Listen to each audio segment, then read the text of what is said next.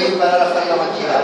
Imparare a fare la magia deve fare una sola cosa molto facile. Detto è il pedazo del cuore.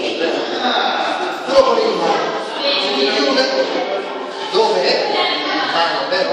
Ora se vuoi farlo più elegante, tu fai così, 1, 2, solo che quando fai così, vedi?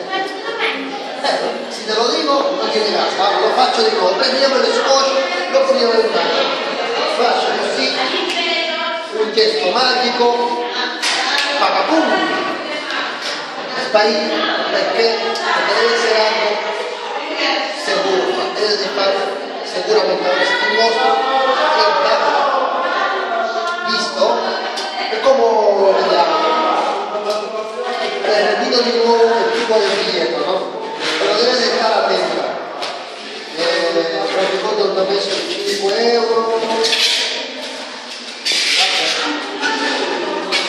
Ce l'hai 5 euro? Signora, se l'hai 5 euro? Scusa.